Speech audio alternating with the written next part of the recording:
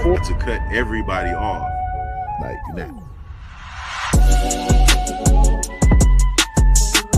I don't think I'm right.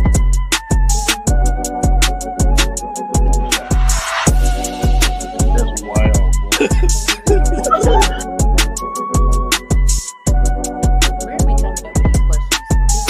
Orgy going on?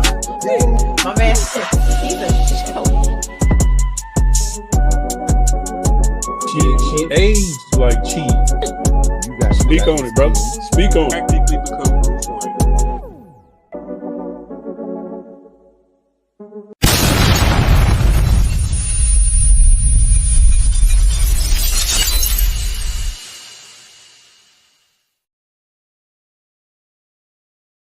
What we gotta do, Mika? Push the goddamn button, man.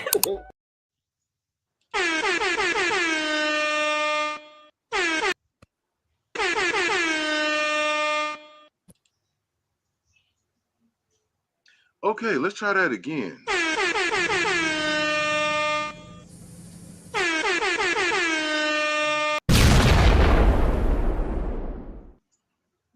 All right, stream y'all. I'm gonna need y'all to get it together. What's up, everybody? What's going on? What's happening? What's shaking? What's popping? Hope everybody's had a good weekend. My team lost yesterday. I'm not happy about it, but you know, it is what it is. What's up, yo?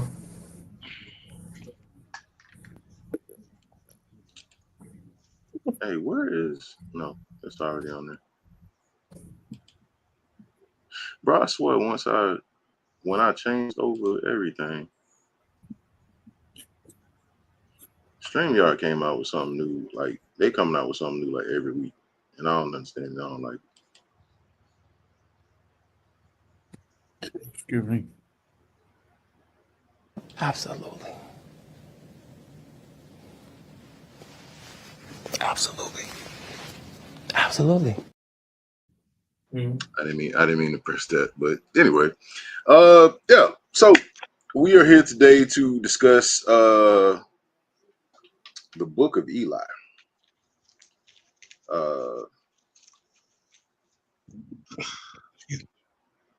And I'll tell you when this movie came out. 2010. It was 2010? Yeah, 2010. Dang. Okay. Oh. Mm.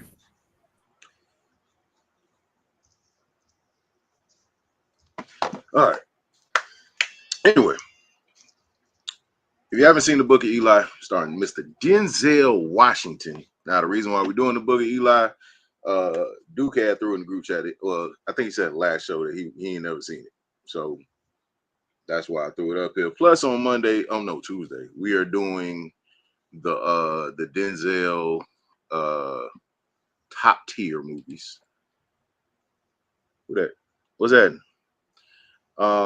We're doing the Denzel top tier movie, so that's going to be our Tuesday show. But today we're going to talk about the Book of Eli, which is one of my favorite Denzel movies. It's an underrated one for him, and I actually didn't see it in theaters. I didn't see it till I had it on DVD, and I think I got it. I don't know where I got it from. What's happening, Chris? Doing Chris?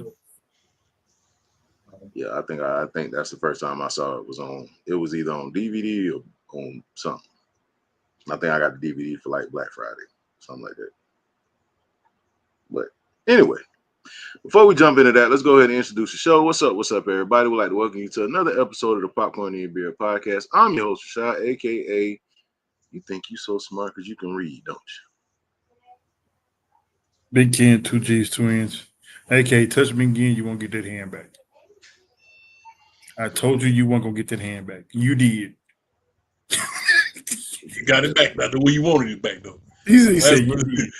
Last but not least, I am the King MOE, aka you see what happens when you don't bathe.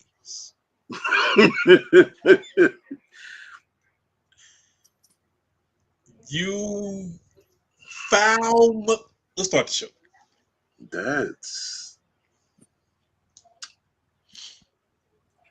I got a sidebar. It's a question, I guess. How do you make the number one disappear? I feel like I know the answer to this. I feel like I know the answer to this. And I it's have stupid. no clue. I don't have no clue.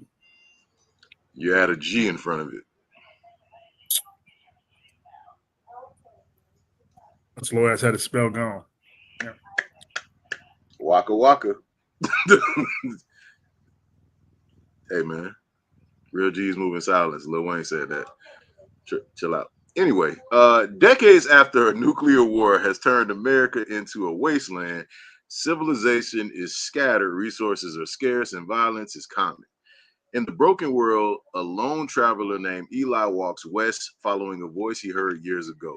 That voice led him to a single book, one he believes he must protect and deliver to a safe place across the country. Eli avoids unnecessary conflict, but when pushed, he reveals staggering combat skills, fast, precise, almost surgical. His mission is tested when he arrives in a town ruled by Carnegie, a tyrant obsessed with finding a specific kind of book he believes will give him the power to control the people. When Carnegie discovers the one Eli guards is the last surviving Bible, he becomes determined to take it. Eli escapes with Solara, a young woman longing for life beyond tyranny. Together, they journey west, pursued by Carnegie's armed convoy. The trip becomes a battle of survival, faith, and purpose. As danger arises, Eli's past becomes clearer. It becomes evident that this book is more than just paper. It is a symbol of hope and humanity's last moral anchor. The final act delivers a twist about Eli you won't forget, an ending faced with sacrifice, revelation, and preservation of something sacred in a world nearly lost. Man, what were y'all's like first impressions of this movie? Like, it don't matter who want to go first. I was sitting in the theater. You said what now? So this is I did see this in the theater. This is the first time you seen him get active for real. This is before the Equalizer, before Training Day. Mm-hmm. This is the first time you've actually seen Denzel step out of the boat. Wait, this is before Training Day? This is before, before Training Day, Equalizer. So this is the first time you've seen him outside of the box for Denzel watched the movie. He got active. Right. So you was like, wait, whoa. Like, hold on, fam. Like, he throwing hands and shit. You know what I'm saying? Right. So it was like, correction. Wait, no. Correction. Training Day first, then there was this one. Training Day was 2001. This was that Training. This the first. This was before Equalizer, not Training Day. Sorry. It was before Equalizer, right? Yeah, it was before Equalizer. Yeah. The first one. Yeah, it was before Equalizer. That's what I mean, not Training Day. Yes, right. Damn, Training Day came out in 2001? I didn't know that. That's why I was like, Training Day was I didn't realize it was that old either. I'm dead serious. I just Googled it. That's why Training Day. I did not know Training Day was that old. 2001? That's 24. Yes. What the hell? Training Day. I did not realize Training Day was. No, that's beyond me. That's wild. But was this the first time you seen him? Exact release date was October 5th, 2000. That's nuts. Okay, before Equalizer. I mean, because before you actually seen him do some physicality and get busy. Like Training Day, he really was a gangster, but he really didn't, he shoot in movies, whatever you say that. But anyway, so at first it was like, it became my favorite movie after I saw it on DVD. Because I watched it and I understood it more because I was like, okay, he was blind the whole time. But so it's one of the movies that after you see it 3 or 4 times, then you realize the statements, you see certain things in the movie, when you put it together, it's like, okay, that was freaking brilliant. Because now I can go to certain points in the movie to where you see certain things as far as your life. So that's what. So it was at the time it was just like, I only saw Denzel getting active. I'm gonna keep it real. In the theaters, you really lose concept of the actual story, what's going on. You know what I'm saying? Because you're seeing Denzel in a different type of space, so you really can't comprehend what's happening. You know what's happening, but you don't pay no attention to. After you get to sit home and watch it again, you be like, wait, hold on. he blind? Because at the end, you're like, boom, he blind. You just forget all the points to where you noticed he was blind. So that's why I've probably seen the movie probably at least 15 times. At least 15 times? Yeah. At minimum 15 times. The thing about him being blind, he did do a good job of showing mannerisms of a blind person in some scenes, but him not being a blind person, sometimes he just couldn't help but lock eyes on certain shit in the movie where his eyes didn't wander as much as a blind person, but at the end of the day, he's not a blind person. He can't help that he can see. But especially when somebody's talking to him. Parts of the movie where there were very detailed mannerisms of a blind person. Now, the lady who plays Solara's mother did an excellent job of portraying a blind person because her eyes never locked in on anything. They were always like, they didn't like roll around in her head like she didn't have control, but you can tell she never like locked her eyes on anything or anyone. She did a far better job playing a blind person. Denzel did his thing, but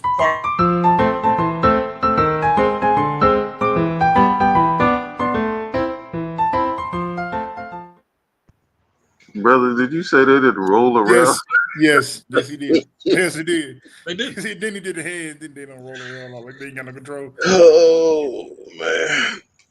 I get what you're saying, though. I get what you're saying. It was just, every time Denzel talked to somebody, he looked like he was making eye contact with him. So I get exactly. Yeah. He was like, "I see you, bro. I see what you're saying. How you see what I'm saying?" Like he literally locked eyes with everybody he had a conversation with.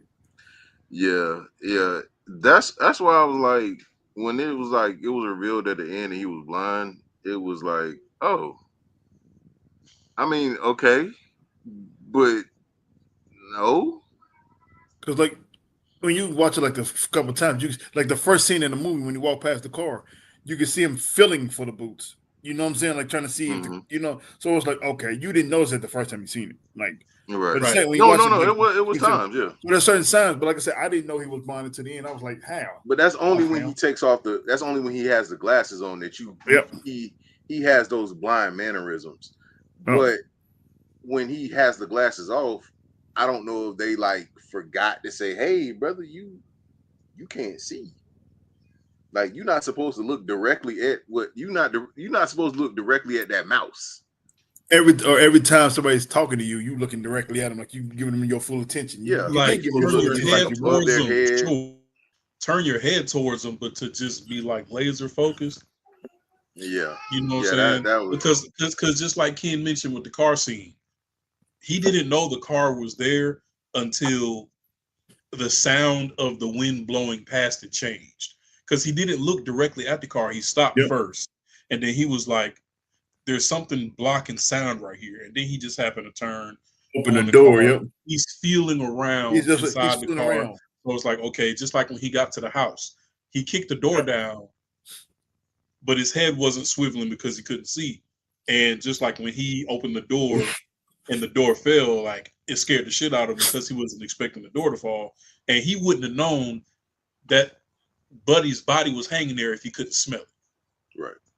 I think it was like you said. It was mostly when he was having a conversation with somebody. Only time he didn't seem blind is when somebody was talking to him because he would look directly at them, like like he's having a full conversation with him. The lady, I'm like, damn, bro, you having a full conversation with him? Like, I will say this has one of like the dopest like opening shots to a movie with the ash in the forest. Mm-hmm. And him shooting the cat. Yeah. Incredible. But and to your point, Rashad, you having this suspicion that the directors of the movie, you feel like they forgot to tell Denzel, hey, I need you to be more blind. I need you to be more blind. Like, I feel like if that was intentional for you to not think that he was blind until the end of the movie. I think that was too, because if you would have gave away too much, you kind of could tell he would be blind. Like I said, when you first watched the movie, there is no way you could tell he was blind. There's just, Yeah. I mean, there were certain things when he killed the bird in the air, he looked down. He never actually directly looked at the bird, but you don't see that. You don't pay that no attention. You know what I'm saying? Because the sun is out, so of course you ain't gonna look directly up in the sky. So you don't see certain subtleties until after you realize, oh, he's blind. That's why he did that. So the first time watching it, you could not tell he was blind, which I think is kind of like it kind of throws you off because, like I said, until you watch it 3 or 4 times. Even to me, that was the only thing that kind of didn't make sense when I first seen it. It's like, man, I know you're blind, but come on, bro, you didn't make it seem like you was that blind, bro. Like, Right. there was no subtlety, like you said. This man also bathed with a moist towelette. I mean, so for me, it raises the suspicion: like, did they do it on purpose to make it not so obvious that he was? I think so. Like, let's shoot the movie this way to confuse the viewer, to at least make it appear that he isn't blind. I would say that, but also it makes you go back and watch it again and be like, that's the whole premise of the whole movie is to walk by sight, walk by faith, not by sight. So it's like the whole premise of the whole everything. Him walking 30 years is to walk by faith, not by sight. So I think that was kind of like, we can't give you too much, but at the end of the day, he was blind. So not only was he doing all of this, instead of just saying, oh, I didn't know where I was going, I was just walking, going through this path. He could have still been fully, could have had fully 20/20 vision, and still was like, hey, I was walked 30 years. I was still walking by faith. I didn't know where I was going. I was just doing what I was told. God said walk, I walked. So I kind of was like, did he have to be blind? I think they wanted to add a little more like, yeah, this man not only did this, he was blind, putting in 2 definitions of walking by faith and not by sight, going through everything he was going through. So I kind of think they just sprinkled it. I personally think they kind of just sprinkled it in at the end. Love. Only reason why I say that is like towards the end, like they do the zoom in on his eyes, and like only then, like do they seem like they have been, they look out. like they were like glossed over after he got shot. But they've done, but like they did plenty of shots of him, like his face, and you didn't see that those same eyes. And so it was like, that's why I was like, when did he become blind? Because his eyes was perfectly clear when they showed him the first time. So at what point did he like lose that sight? But the whole time he was reading Braille. I think like he was reading Braille the whole time. Like the action sequences were actually really dope. Oh yeah. And they were more, to me, they were more believable in this than they were in the Equalizer. Facts. Because I don't care how much you done train, man. I don't either. You're not going some of that stuff in the Equalizer. John, you're a bad boy, but come on, bro. You're not offing everybody in 2 seconds. I don't. Now, what I will say, because this is one of those movies where after you watch it and you realize what's going on, and then you go back and watch it, you're not going back to watch it to appreciate the movie. You're going back to watch it again to try to pick apart what parts were unbelievable that he was blind. Mm-hmm. Like, for instance, in the beginning, like Ken said, you put your hand on me again, you're not going to get it back. And then he very strategically walks out of the sunlight into the darkness under the bridge. Yep. That's my point exactly. Mm-hmm. Like, y'all welcome to my world. A person who was looking for something wrong or looking for a point to say, you know what, this is probably an unbelievable scene. Well, I don't think Denzel was blind. That is a scene that the person would pick to say, well, I mean, I know he can feel the heat from the sun. The party heat from the sun. So walking up on that lady, he probably already noticed the echoing from under the bridge. Okay, this is a dark area. Under something that's above me. So mentally, he knows it's there. So once he realizes he finna get jumped, hey, you know the good thing about not having soap? I can smell you stank motherfuckers. Right. Yeah. All of my other senses are heightened. Lady, you wasn't believable from jump. I can smell these niggas. Yeah, and the way he faded to black, he was like, I got this big ass knife. I'm finna back up under this bridge, and when y'all rush me, well, he cut Buddy hand off before he backed up into the bridge. I'm using the structure because Yeah. more Hey, sound is 'cause he was bouncing so off of gangster. the underneath the bridge. I'm finna smoke y'all. Yeah, he took Buddy hand before he got to. I think he said kill him. Yeah, he took his hand first before he backed up. That dude said A B C D E F G. He said what? His love the story. He basically said, "Come get me." Like did this when he backed up. He took my hand.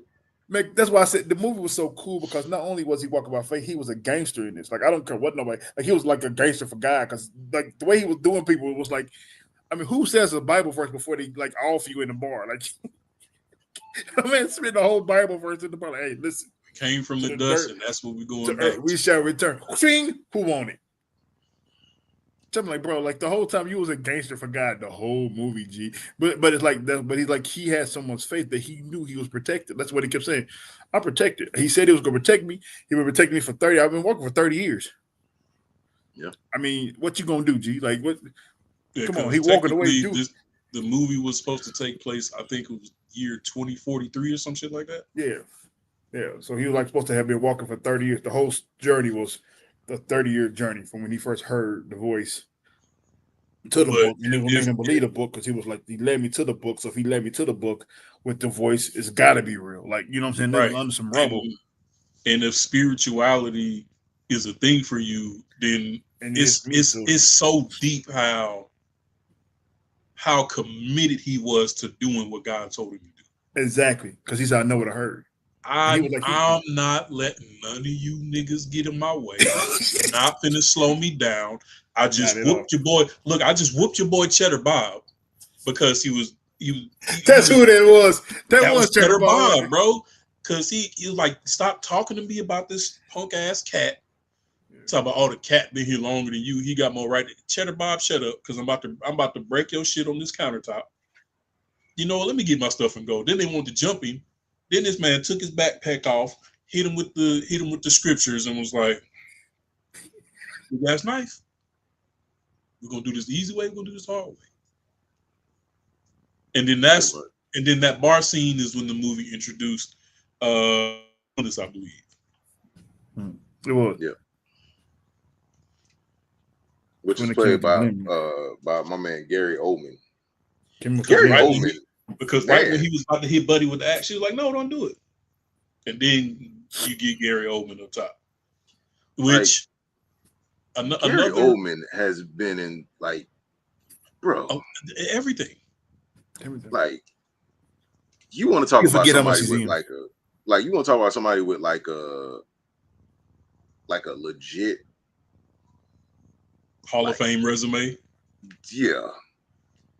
What's crazy is I'm pretty sure there's a lot of movies he's starred in, but every time I think of Gary Oldman, I'm thinking him as like a great side person. Like I'm thinking of him like in a whole bunch of like. Well, you know him and Denzel worked together before after this because they worked together in not the Hateful Eight. I keep wanting to call it the Hateful Eight. Yeah, the Magnificent Seven. Magnificent Seven. The Magnificent Seven, which was a remake of something. But like Gary Oldman has been in like a lot, bro. I didn't even realize that was Gary Oldman, to be honest. Like Gary Oldman has been in Harry Potter, bro. Like if your resume say Harry Potter on it, bro, like you goated. Like can't nobody. I guess there's some truth to that. Yeah, I mean, nobody can't say nothing to you. I was in Harry Potter, bro. Like I was in Harry Potter. I was the crazy man in the Fifth Element. Like, you know what I'm saying? Sidebar, Rashad. What's that? Why are these dudes why do they keep avoiding the tush push, bro? Now because they keep avoiding it, bro, and it's pissing me off. Because they're trying to satisfy agents. They don't have 3 3-1s, bro, and they decided not to go to 2. Why are you? I'm sorry, I'm off. I just know you're a fan. Get your bars off. Because I'm not understanding why. No, they definitely trying to satisfy agents, bro. Like that's all it is. You got an offensive line. You got an offensive line. If he's 3-1, why are we not doing what we know 92% of the time works? You got a defensive line. It's not our fault that y'all can't stop it. Why would you? It's like saying we can't dunk. so they shouldn't be able to dunk. You know what I'm saying? Like back when they first started to look. Can you imagine the team when they first seen a motherfucker fly and put the ball in the rim? They probably like, yo, nah, fam, time out. Brother, Pause. 5 brother, minutes, 5 can't minutes I, of halftime. I'm just saying, bro. They keep brother, I going. agree. They trying to appease AJ. That's and it's- crazy. AJ getting on my nerves, but that's the T.O. era. It's the T.O. McNabb era. Back to this movie. My fault. Like this, it just pissed me off to see them go for it again, and they're just stupid, bro. And they didn't score. Okay. Anyway, So a very specific detail about meeting Carnegie is, I mean, just like any other post-apocalyptic movie, TV show, Walking Dead, or what have you. I mean, it's a long list. There's always going to be these situations where everything is a wasteland, everything is fucked up. Mhm. Food is hard to come by, water is hard to come by, resources are hard to come by, and every little small piece of civilization you find, there's always this head honcho who got little goonies or whatever that he sends out into the wastelands to find stuff, and then when they bring it back, they got to bring it back to him for him to look through everything. And Carnegie had a thing where when they would bring him books, if he didn't like the books they brought him, he would burn them. Right. Because he was looking for this particular book. But then He's looking for that specific book. when he sent Solara to try to get close to Eli, and he pretty much forced her hand for her to reveal to him that yes, he did have because he mentioned that he had a book that he read every day. So Carnegie his interest was, well, before we let him go, if we decide to let him go, I want to know what kind of book he's reading. So he makes Solara describe the book to him. But that's because he wasn't thinking about it. He wasn't thinking about it until she prayed. She didn't even know what she was doing. Right. You know what I'm saying? So when she told her mother to give me your hand, he knows what prayer is. She like, don't. wait, Just her first seen it. Right, because she said later on in the movie that she couldn't read. Yeah, where you learn this from? But you know, she coming in was like, but he know, so he knows what the book is he's looking for. He knows it's a Bible. He knows what's, so when somebody's saying prayer and she's up there talking about thank you for this food, he's like, only way you can know anything about that is this. I thought you said y'all didn't do much talking. And he said, amen. First they said amen. The word you're looking for is amen. That's how you end the prayer.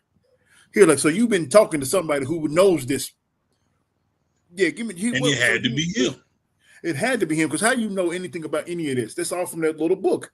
But that's why the movie was so brilliant, because just something that simple and showing somebody a prayer. You know what I'm saying? They don't even know, they didn't even read the book, didn't even know what book he was reading. Now she's trying to tell somebody how to pray. You know what I'm saying? That's why he was like, well, damn, you spent a night with this dude and now you praying. You don't know what you're praying to, but it's just the suggestion that you're trying to pray. You showing somebody else, let me have your hands. That's why he was like, that book is more powerful. That's why he was like, it's not just a book, it's a weapon. They can aim at the hearts and the minds of the influence. That to me, that's why this movie is so brilliant.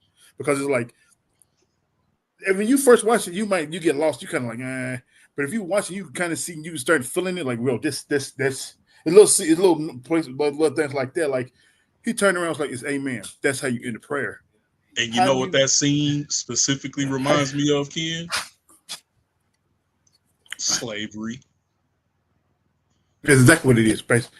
But it's almost the same thing. He said it's not just a book; it's a weapon, and I can use that weapon against. I can use the weak and depressed. The weak and depressed. He felt like if he had that book, he had power to control people. To control people. In slavery, because people. What did they use religion for? To manipulate us. To manipulate us. That's exactly what they would pick and choose what they used from the Bible to manipulate us, and that's exactly what he was trying to do. Bingo. Because if I say out loud the words from this book, more people will come. People gonna believe, be able to take over more little towns. Blah blah blah. He wanted control over. And people so lost about the old world. People were so lost about the old world. Anything they said, they believed it, because they was from the old world. So if they got this book that had like, this is how things were, they had no choice but to believe it. You know what I'm saying? It's kind of like, he even said that during the war, that resulted this could have been the reason why. He said, being the way it is, he was like, during the war, they were finding Bibles and they were burning them. Right. So in his mind, if this is the last one, I need to get my hands on this and use it for my benefit. Right. I mean, but like this style of movie, like it was popularized probably early in like the early 90s, because you had the Mad Max saga, you had Waterworld, you had a lot of different like a lot of these different type of post-apocalyptic movies, right? Mm-hmm. So this was like the first time like books were used, because usually like books are used in a futuristic time where they don't want people to just have them. It's not really a resource when it comes to like post-apocalyptic, like wastelands almost. So when you had this movie, it was almost like, okay, I get why, you know, they're scared to let Denzel do this, but like, do they really understand it? Because why is this book more valuable than water?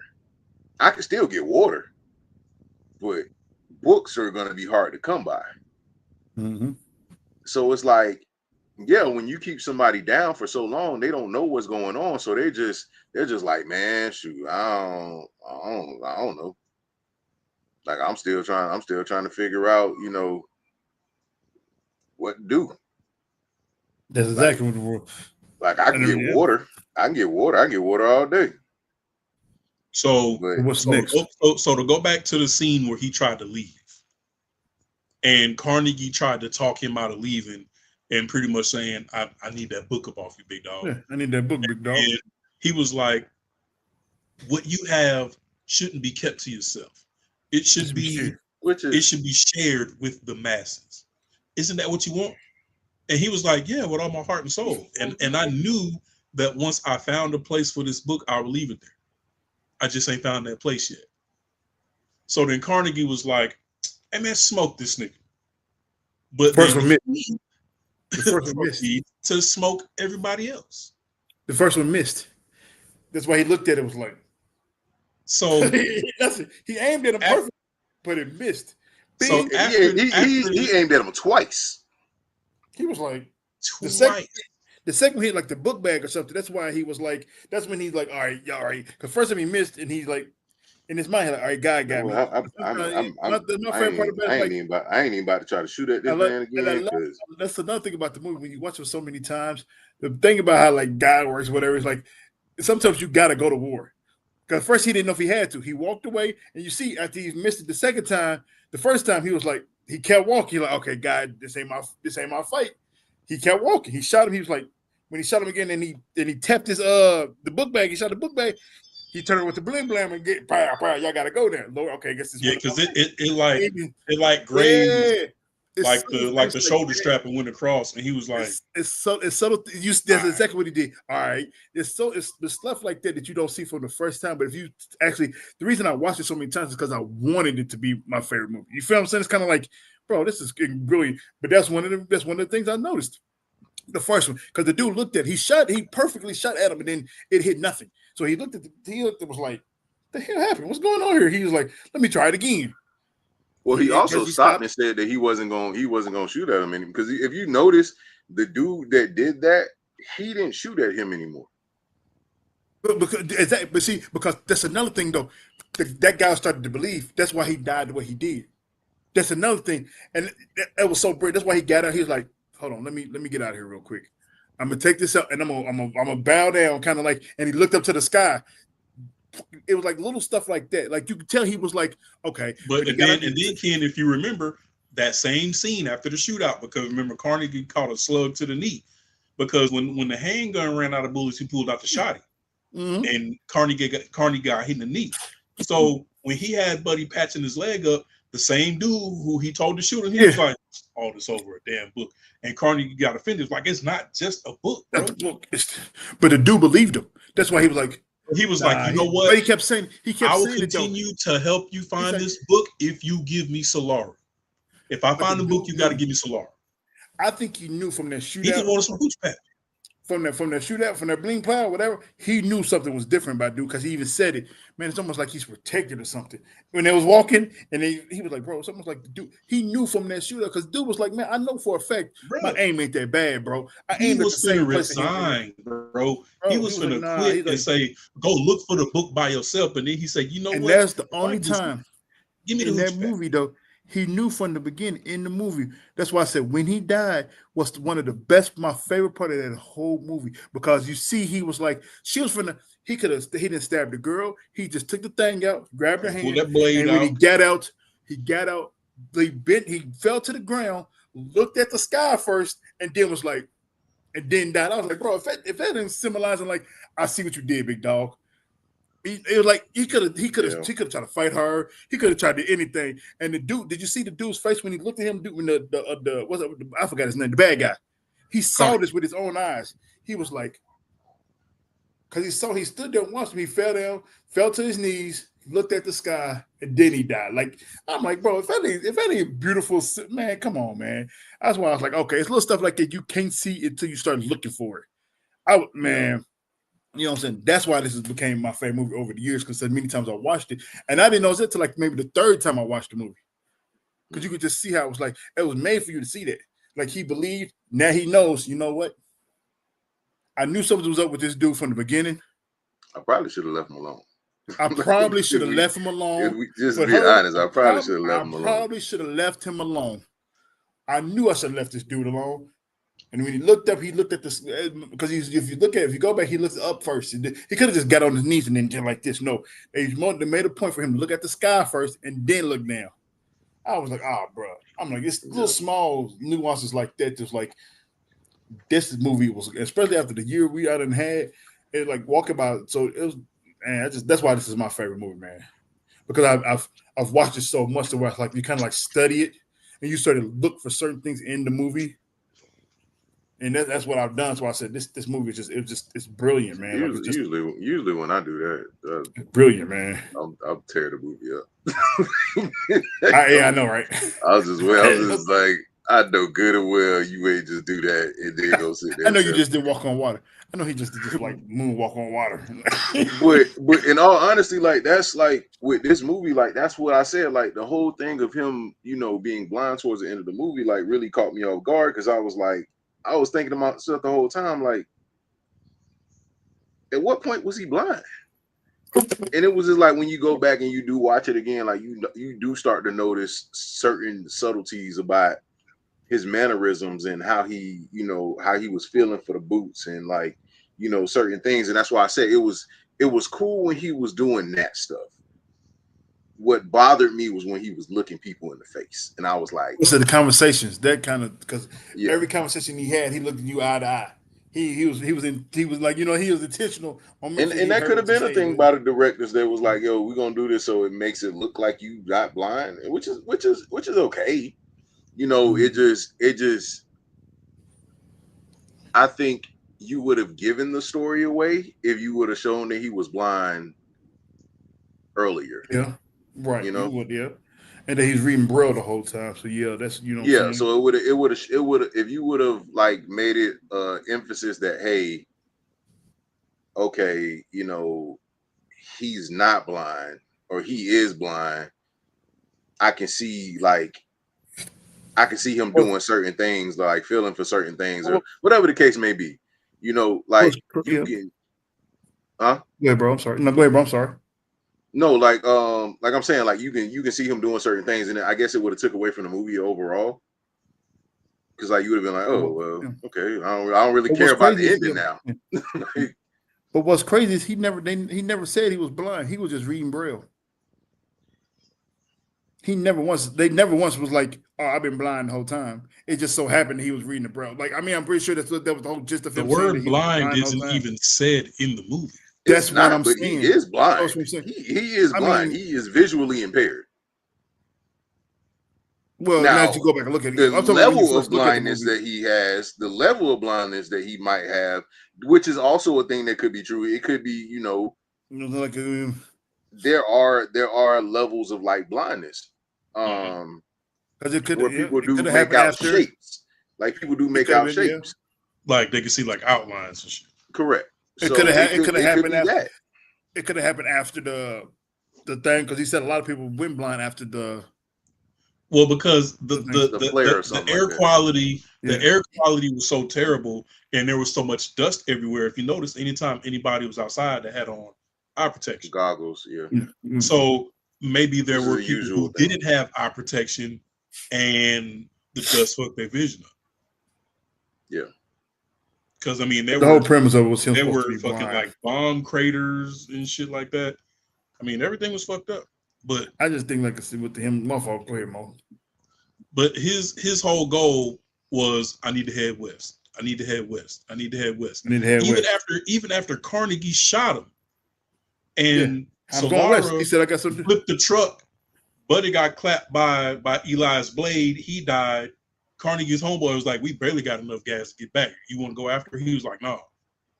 So she drove back to the old folks' house because that's where Eli got shot. He wasn't there. She kept driving. He's visibly wounded, still walking, still staying the course, still standing because on. he's still like, I gotta go, and I'm gonna make it. Because he But how ironic he is it was though? gonna make it. How ironic is it that the book that you need to read is a Bible that's in Braille? That was the best. Person that you've been treating like crap. That was the beauty of it the whole time. That was the person beauty you've been treating like crap. It was the only person you needed to help you see this book. And now, and she and the way she played it was so crazy. It's crazy to have something so close, but yet so far away. And that's if that's not like. But she started touching the book and she started smiling. Yeah. I said, "Oh, yeah, oh, I was like, yeah, bro." And then now you don't have to. Now you don't lost everybody around you is lost. Nobody because they out there just running amok. They have no fear of you no more. Dude sitting in the middle like, I don't know what you're gonna do about this, bro. Cause I ain't finna stop. Yeah, I ain't even about that. I got my gun. Like I ain't, you know what I'm saying. I ain't really got nothing to do. You know what I'm saying. I got my piece. You know, in case somebody run up on me. But exactly whatever you got going on, they ain't got nothing to do with me no more, bro. So I'm just gonna stay and chill. Listen, as long as they don't touch me, I ain't got nothing to do with this.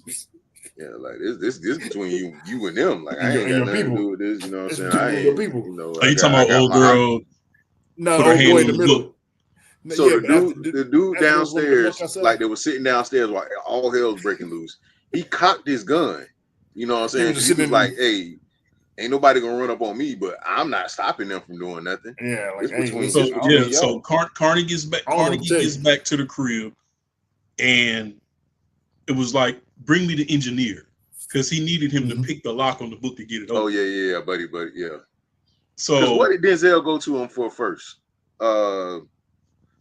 The Charges radio. Charges radio. Yeah, because he got that thing. Yeah, the radio thing he's been that Al Green song is one of my favorite songs ever. And mine too. That's why I'm just saying. A broken man. God, bro. He's like, just charge it up. Just charge me up. I give you radio. Just charge my radio. So even two different things are happening at once. Carnegie got Buddy working to pick the lock, and there was a scene while that was happening where Eli was like, "Hey, you smell that?" She was like, "What?" He was like, "Salt in the air. Salt. That means we're getting closer to the ocean." So then Buddy finally picks the lock on the book. He calls Claudia and was like, "I need you to read this now." Well, first, when he gets the book open and he realizes it's in Braille, and he starts crashing the fuck out. Like, there's you wait for so long. I can't believe I went through all this trouble to get this book for years. And it's a book that I can't do nothing with. This is impossible. This is an outrage. Yeah. Like, who came so up then he, like, you know what? Claudia. He calls Claudia in there to read the book. And she don't care about the book. She's like, "What did you do with my daughter?" Yeah. But then my daughter he pushes the book under her hand and she reads it. And she's like, "Oh." She's like, ha ha ha ha ha ha. Oh, so now you need me. But whole time, the company downstairs fucking your house up. Because they know something. And ain't nobody here to stop it. You know why? Because you sacrificed everybody who works for you to get this book. and you can't do You have- nothing Now with you it. ain't got You nothing. have two people. And- You have two. Well, you had one person left. And you ain't got nothing with. You can't do nothing with this book. And that was the same sit there and stare at dude it. who was like, "We barely got enough gas to get back. Do you want to still go Yeah. after?" Yeah. And now he's sitting there loading the shotgun, like, All I want is somebody to touch me because I'm a shooter. Basically, I don't care about what's wasn't going on worth with your stuff, but if they I got if the they touch biggest me, blim blam in here. wasn't worth it. But they know better. You see, when nobody even know we're around them, they knew better. They knew they knew better. They knew better. He was like, just in case it be one of them here who don't know better, they're gonna know better after today. You know what I'm saying? But it's absolutely a story about the ironic nature of how a lot of things work. And yep, you wanted it so bad, and you weren't gonna use it for good. You was not gonna use it for good. You was gonna use it, which I hate to say it the way it's gonna sound, but that's how modern day church is. You want the story so you can use it for your own. There's a lot of these preachers and pastors now. They want the Bible. They want to know the Bible just so they can spew it to get their rhetoric. But they're using the story of God to get what they want out of the people, the masses. The problem and stuff. with that and he is was going to use this in a way that it was not meant for him to be used. Therefore, you have it in your face, but you can't read it because it's not meant for you to share your story to how you want to share it. You want to use it for fear and to rule the world, and not for to share it with your people, for control. But and the problem with that is, as it relates to us in reality, the problem with a lot of these churches is these preachers, these pastors, these whoever you want to call them, who preach the word of God.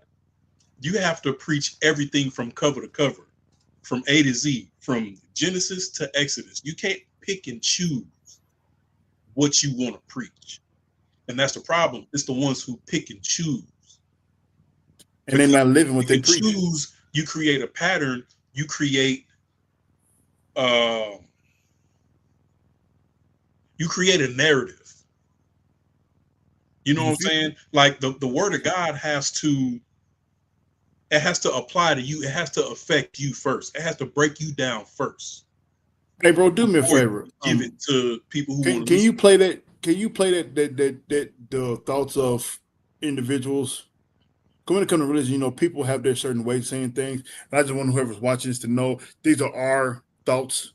You know what I'm saying? This is not how I feel. Rashad might not feel the same way, and what Mo feel, or you know what I'm saying? Because we are religious, but and whoever's watching this might not even be religious. So I don't want nobody to think that popcorn in your beard, they're all this type of Christian. You know what I'm saying? Because we all know who we are because we're family. So we know how we move.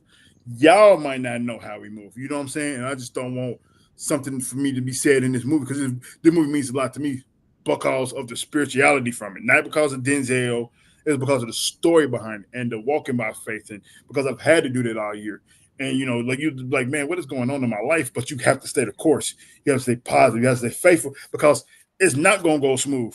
But not one time did he fall. Not one time did he complain. Not one time did he say, "What about me?" Even when he got shot, he didn't complain. He looked confused.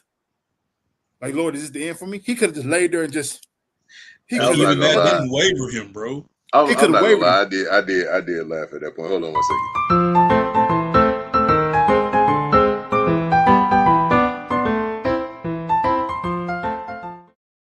second. Right on, bro.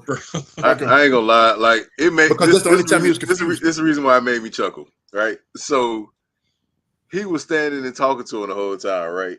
It's like you see Gary Oldman load this gun, and you like he's gonna do something with the gun. I don't know what he's gonna do. He's gonna shoot him. He shot him, right? And all in my head, I pictured what was his name in Training Day? Oh boy. Dang, I can't think his name. I can't think. No. Well, Ethan Hawke and Gary Oldman look like they could be brothers, but no. Dang, I can't think his name. What was his name? Something with a T. Whatever his name was in Training Day. Whatever it was in Training Day, he was like, he got shot. Right? He's like, ooh, you just shot. It was the same face. Ooh, you motherfucker. Lorenzo. That's what Lorenzo. his name was. Yeah, Lorenzo. I was like, dang, Lorenzo and Eli are the same person. I said, But see, and that, Ooh. like his face said a lot though Ooh, when he he got shot shot in me. this. He was like, he looked confused. He was like, Lord, you're supposed to protect me. Like you could see he was like, I am ain't gonna I lie. actually, this is happening to me?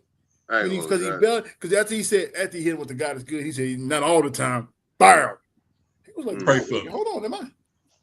He was like, yo, did I just get you? Why haven't you protected me? But like you said, even then, he still got up and did what he thought he was supposed to do. Like you said, Mo, it didn't Got waver up, him at all. I got up straightened and his I'm tall still teeth. walking. You got a whole wound in your stomach. You like, God told me to do what I'm supposed to do. I'm gonna do what I'm supposed to do, regardless of being somebody trying to take me out. That's why I said, like the movie, man, it just means a lot to people who, like you said, Mo, spiritually, it just who've had to walk through faith, who've been through some stuff, and was like, you know what, it's meant to be. Like this is God told me to do this. God told me to make this move, and I'm gonna continue to walk no matter who tries it, because you can't stop me. Because if God has something planned for you, there's no opposition against that. And there's You nothing know, nobody can do. They get you with the blam, and he gonna miss.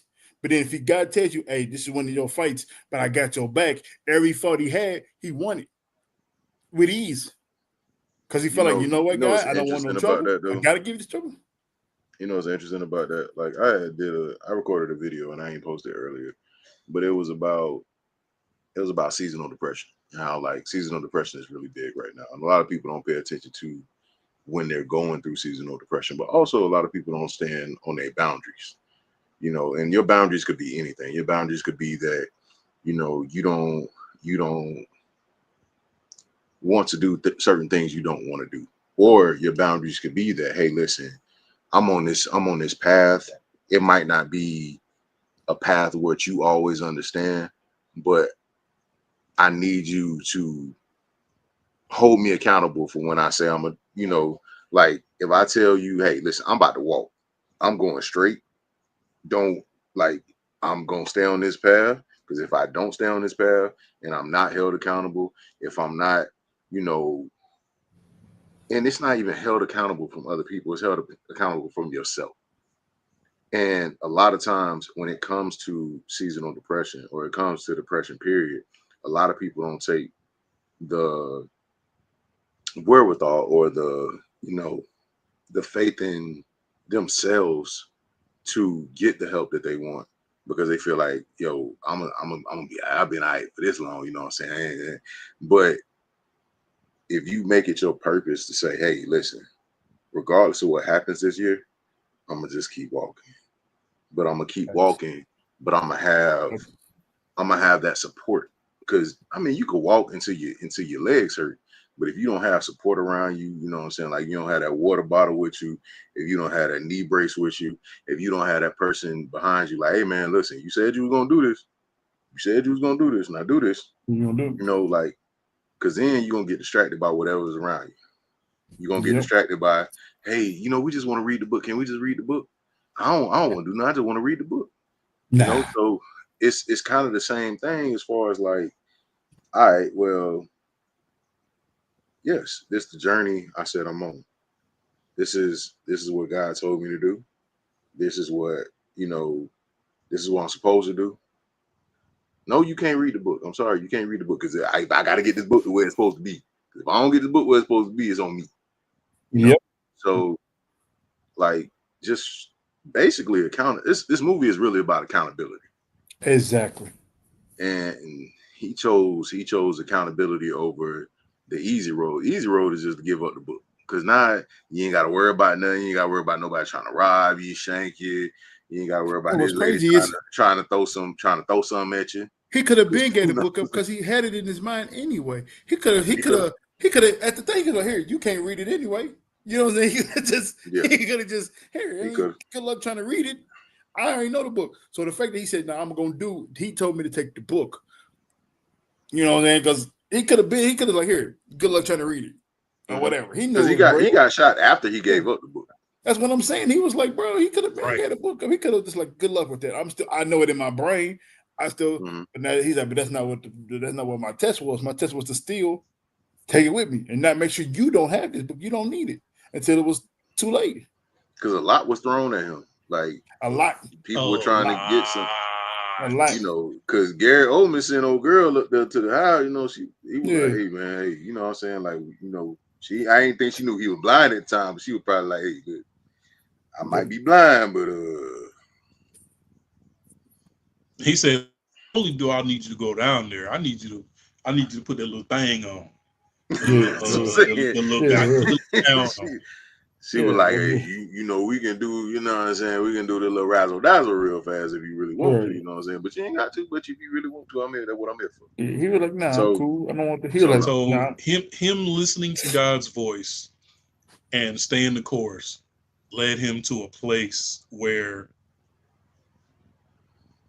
it was a V designed to preserve information. mhm. With the world being post-apocalyptic and everything that we knew had already been burned, it was intentional that people was getting rid of everything. Like, I don't know if y'all seen it, but recently on social media, there's been these screenshots going around with this super old Angela Davis looking sister who they said this lady at fear of the world ending kept like thousands of VHS tapes where she recorded stuff like to keep record of a lot of old stuff. And the next time I find it, I'll send it to you because the way I'm explaining it, it don't make sense. But the next time I see it, I'll send it to you. But it's this lady who fear of like people trying to erase history. She has like this super large storage with like old magazines, old books, old VHS tapes from old TV shows that she recorded, like old radio station recordings, because she has a fear of people are going to try to like erase I can understand history, more importantly, like Black history. So she just has this super large storage. But anyway, listening to there's a God's movie with Michael B. Jordan like that. Right. So Eli doing what God told him to do led him to this place where it's like a library dedicated to preserving history and information. So he was like, do you have paper? Bring me something to write on. Bring me all the paper you can find. I need That you white dude was a little to weird. write down everything I say exactly word. as I say it. The fact that this man knew the Bible cover to cover by memory. And read it every day. Because he said that's what he was told to do, was read the Bible every day. So he told us like it's embedded in your brain. And before he would eventually succumb to the gunshot wound, he was able to give God's word to that man for him to write it down. But it's also for like and I think like, and I love the purpose behind it. It was like, look, listen, because God allowed him to get, shot. He was like, listen, you think, because in my head, he think he won. He thought he won at this point. He like, oh, I got the book. I got it. He's probably dead. I got rid of him. No, let him think he won. Let him get to where he needs to go to. When he opens the book and realizes it was never for you. It was never for you to have this power. It was never for you to be able to have this knowledge because you don't deserve it, because you was going to use it for. While he's still bleeding. He's walking bleeding. Like I gotta get it. And you don't have his daughter to use it against him. Don't have his daughter to use it against. The daughter's gone. Yeah, so you can't do nothing, because at this point you could have did what you wanted to her, but she's like, you ain't got no power no more. Your people don't even believe in you no more. That's why she walks up. Your people down there going crazy. Then nobody believes you no more. You did all this for what? For a book you can't even read. You can't even read this Bible because it's in Braille. That's how God works. He thought he was supposed to have that power and that all that knowledge, and so he can just use it to, God said do this and God said do this, because they're gonna fall for it. I mean, all it took is for you to spend one night with Eli to start praying with your mother. You've never prayed before. You didn't even know what prayer was. You didn't even know what amen was. But you was like, you know what? She's like, she was scared. She was like, you know what? Just give me your hand. Mom was like, what? She's like, just give me your hand real quick. She started talking to somebody she had no idea. She's like, thank you for this food that we're about to eat. But that's just go to show how powerful that guy. And that was like, God was like, listen, something that you spend one night with the guy, from something you just by him saying, pray with me, you showing this lady to pray. Now, ain't no telling who she was going to show to pray. That's why God wanted that book. I was like, that's not for you. That's not, you don't need that, because you're going to use it for something you had no business to do. Because he could say, God said, give everybody heed. Like, ain't no telling. Like he was going to use it for some stupid crap. He was going to he was gonna say, God said do some crazy stuff. God was like, you're not finna take my name and just do whatever you want to do with it. It's not gonna happen. That's not how this is gonna work, fam.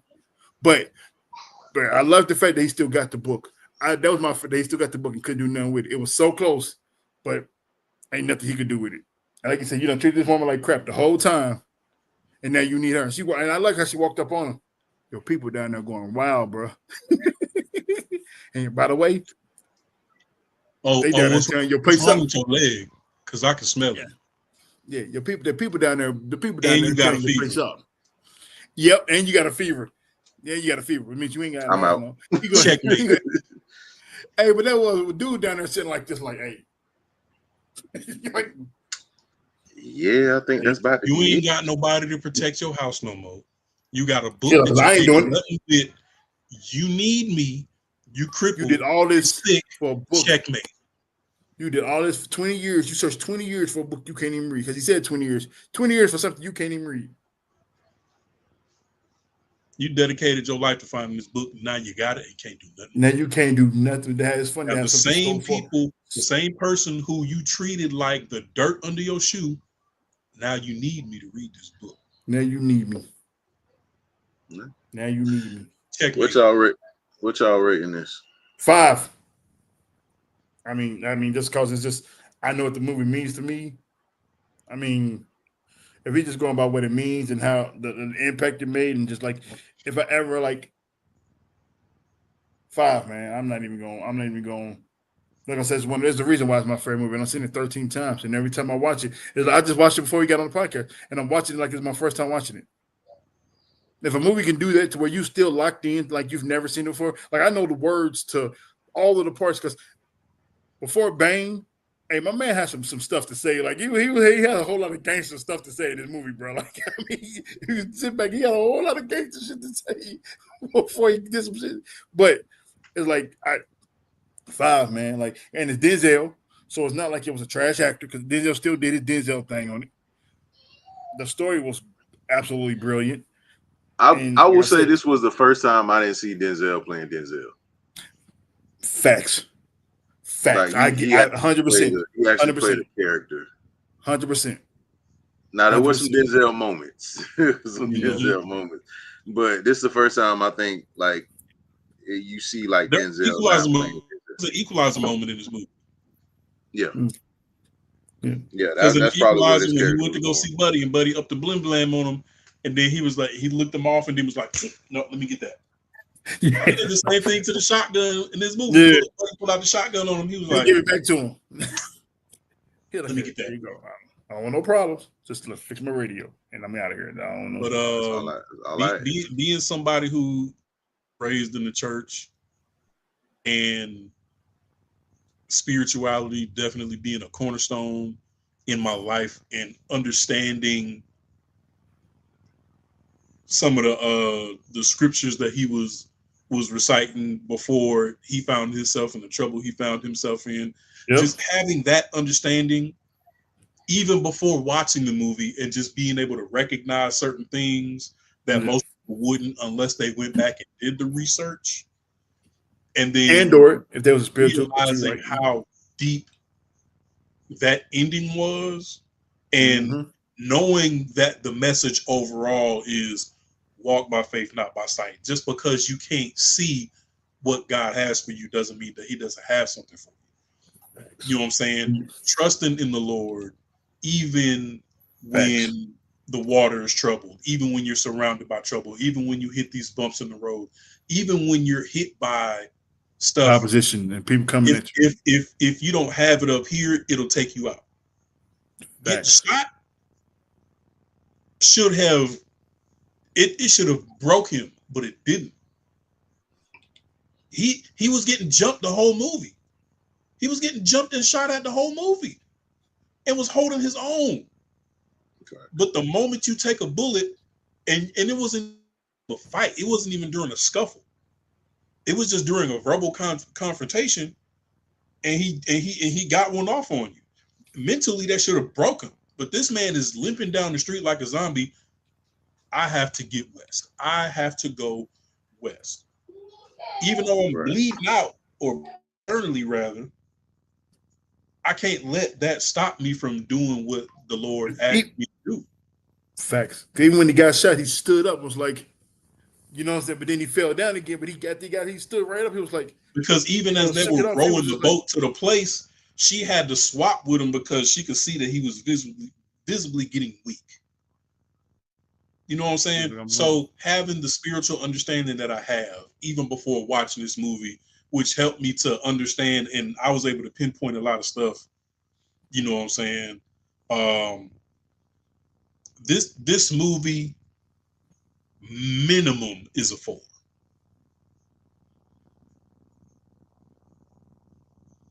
I give it a 4 or 5. I would say for me, I definitely give it I give it a 4, slight 4 or 5. Definitely an amazing movie, man. Touching movie. One of Denzel's better performances. And just watching him after training day, I just wanted him to do something better.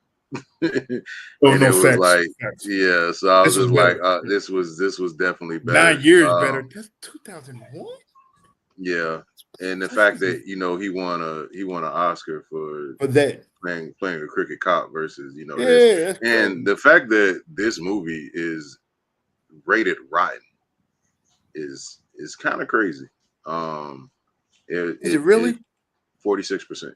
Yeah, that's crazy. I have a theory. I have a theory on why that is. I do too, because people didn't understand what was going on. So because the movie touched a certain line of people. I'm gonna be honest understood with you. What was going on. I'm gonna be honest with you. Before seeing the movie, I did hear that he was blind, but I feel like a lot of people went into this movie thinking it was gonna be like a Blind Fury. If you remember that movie, right? Now think about this. Now, Training Day, 74%. Not because training, with the because we already know what kind of light they want to see us portrayed in. But exactly, but Halle Berry has a lot of notable on-screen performances, but they highlight what she did in Monsters Ball over everything she did before that, because that's the light they want to put us in, bro. But this movie was made specifically for a targeted audience, and they just used Denzel Washington to push out to the masses. But if you watch this and you have no clue what you look, if you don't even understand the walk by faith and not by sight, you're going to be lost. You know what I'm saying? You're going to be like, what was this even about? What is he even talking about? What you mean he was blind? Like you said, Mo, like if you already have a faith, if you have a belief that that like, okay, that's what this movie was. Even if you've seen it the first time, you don't have to see it 13 times to understand what the whole premise of the book was. If you already got the whole movie, if you already got that spiritual connection, anyway, you don't have to watch it many times. I only watched so many times because there were certain nuances, certain little things that I missed. But at the end of the day, I knew what the book was saying. Like, hey, you're gonna make it through. If you gonna get to where you need to be, if you just keep God first and keep your faith, you're gonna be okay. A lot of people don't have that mentality at all. So of course they don't. So this is what one of the critics. Well, I mean, like so one was like, this is too predictable and unfun to be worth most of the actors' time. Denzel Washington gives a performance worth noting, but it's not enough to save the movie itself. Another one said the Book of Eli is one hot mess with choppy biblical undertones. The filmmakers just tried to get too deep with something that was not fully developed. There was no undertones because there was no undertones. It got straight to the point. See, and if I say this is Denzel Washington's best acting performance, I'll be lying at the back of my mouth. You know what I'm saying? It wasn't his best acting movie. You know what I'm saying? It's like, oh, yeah, because we can debate that on Tuesday. We can debate that on Tuesday, but so because I already told you what I feel like Denzel's best acting performance is. Yeah, people, did you? What movie was that? No, real way, because John Q. Facts, 100%. Yeah, John Q. You get it's between John Q and Malcolm X. Between John Q and Malcolm X. You get no rebuttal from me for neither one. Because I ain't gonna lie. John Q and Malcolm X, and yes, you get no rebuttal from me. I thought Denzel Washington was Malcolm X for a long time. I'm not gonna lie to you.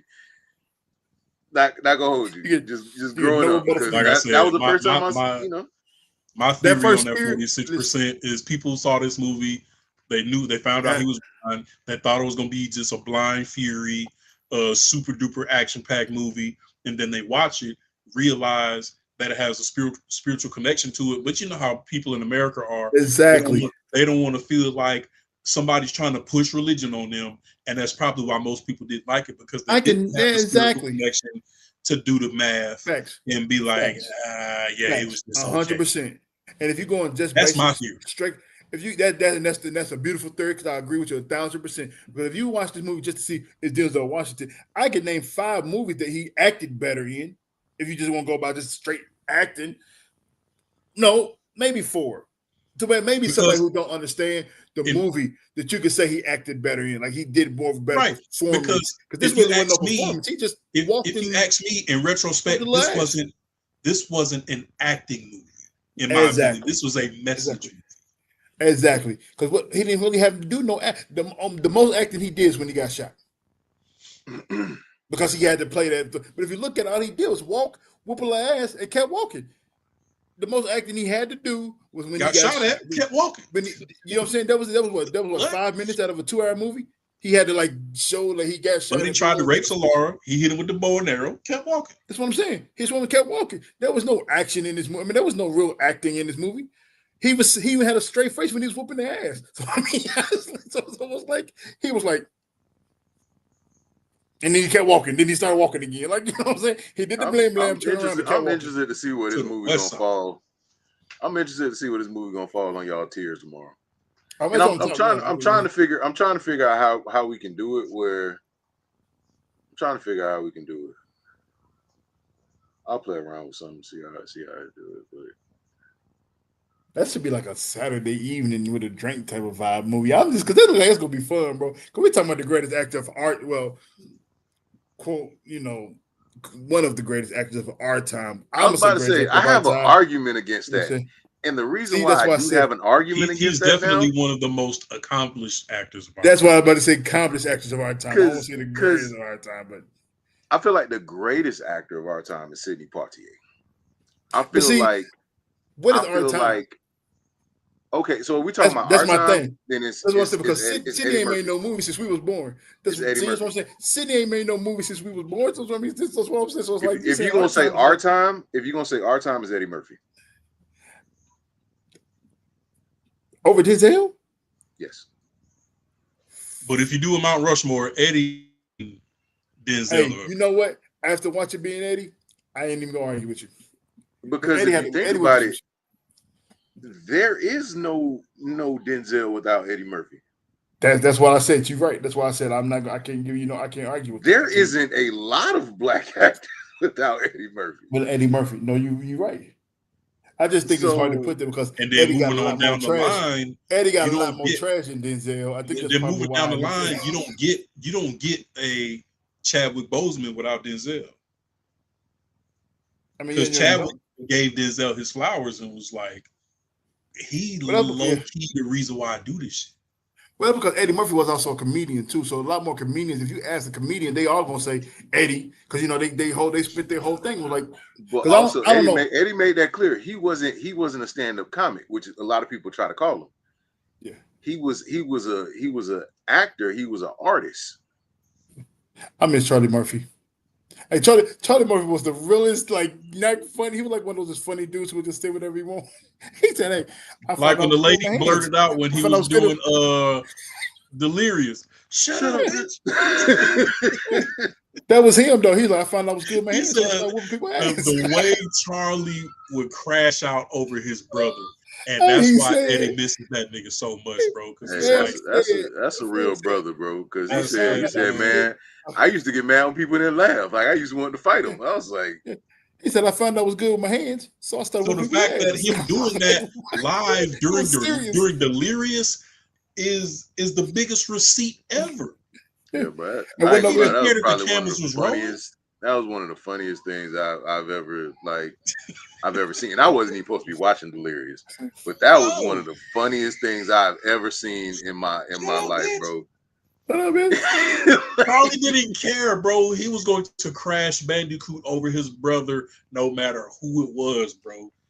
Yeah. Charlie Murphy was Black Air And the Force do energy and the when do it came what to his Eddie little did, brother. and the bro. do what Eddie did is crazy.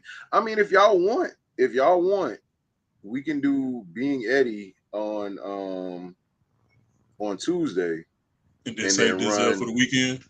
We can. Denzel, because Denzel's like something that if we go past, it should be like a Saturday special day. Because just to try to cram, try to cram Denzel's movies in like an hour span on a Sunday night. You know what I'm saying? Because we talking about a lot of great movies. Because that number one tier is not, to me. I did not agree with that number one tier at all. No. So Having training day in it'll there. give us a little bit more time to That's what I prepare. was gonna say. I said Training Day's not even in the top three. What the Yeah. hell we doing? No. Like, No. well, the Training Day should be like five It's or like six. 4 or 5. Yeah. Yeah, I was like, bro, this So don't even. But so I would we'll tell you do this: the Eddie Murphy Training Day documentary. did have a lot of quotable like They had Under moments. Siege I'm not at gonna like Absolutely. 5. lie. They had like Under Siege at like 5. I'm like, have y'all not seen that movie before? Have we not watched Under Siege? I'm like, okay, you know what? This is I gotta wild. make sure I've even seen all of the movies Hey, on the list. have you seen Under Siege, bro? Watch it. Yeah.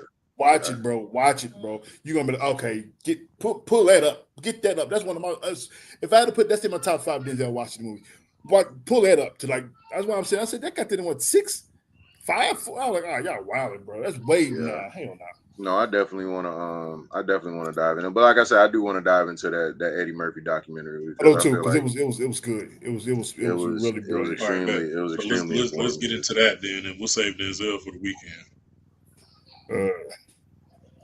That's gonna be. This whoever That's made what I this. said, bro. That's what I said, bro. That tier list is Antoine wild. Fisher is tier 4. Come on, Bro, bro. if you don't get They got all the Antoine way Fisher home, in Hey, tier 4. save it, bro. Save it, bro. Save it, bro. Just load the clip for Saturday, just Sunday, looking at whatever that they made me do, mad. I bro. ain't Make gonna you lie want to to you. I was swing, like, bro. what?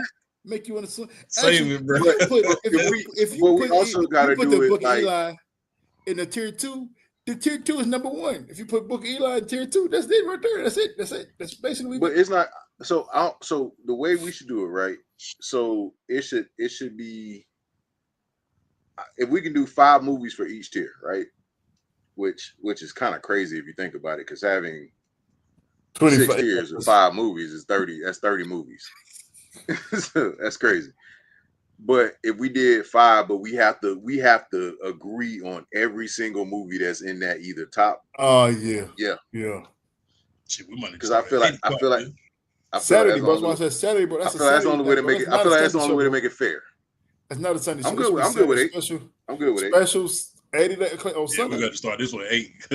Yeah, I'm good with 8. On what day? Hey, this ain't gonna be no 1 hour situation. I can tell you that now. But I mean, like, if you have valid arguments, hey. But I think it should be a solidified. Hey, this is Denzel's top 5 movies. Like, you gotta think about it. This is Denzel's top 5 movies of all time. And then you can start bleeding into number 2s. It's top 5. Save it, kids. Save it. It's okay to be top 10. Save it, bro. Save it. Because I'm save it. We got to get out of here, bro. Save it. Yeah. We getting around like 10:30. We gotta be. Some of us gotta be to work tomorrow. I know. All right. But y'all do. Both of y'all work early too. So we appreciate everybody for coming through. If you are watching this on the replay, thank you so much. After this week, we are going to be jumping into our holiday time coming up.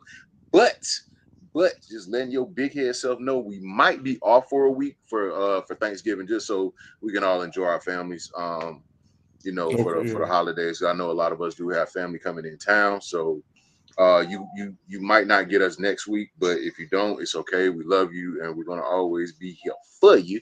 Keep you updated.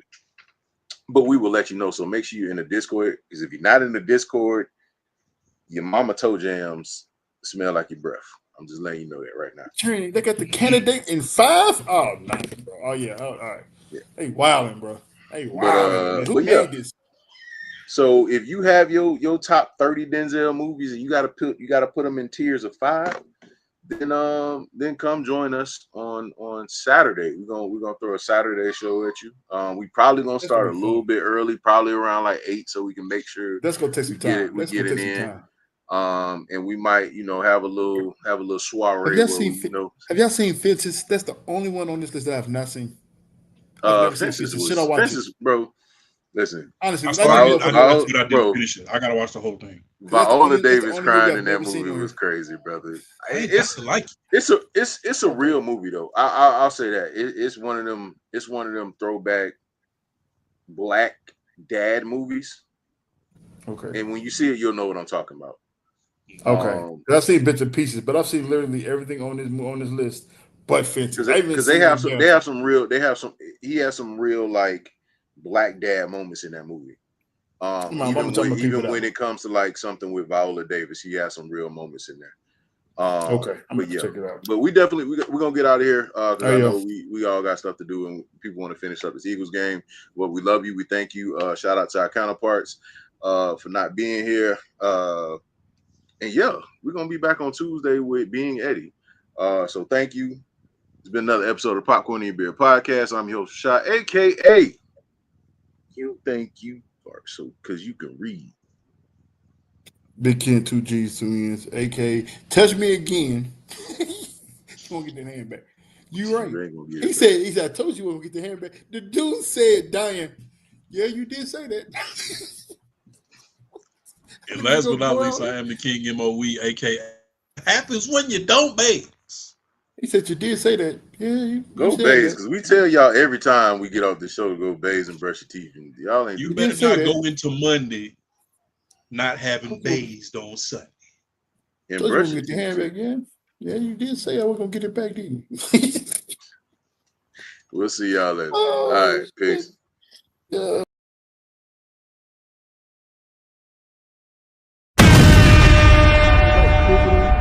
Before to cut everybody off like that.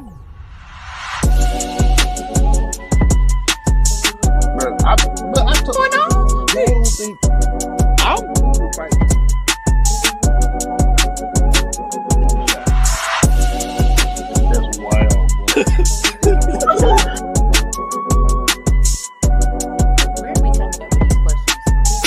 Orgy going on? My man, he's a show.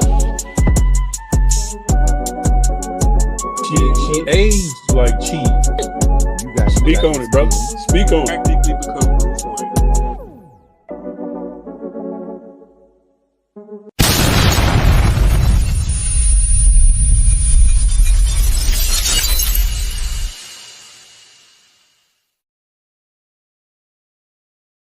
What we gotta do, Mika? Push the goddamn button, man.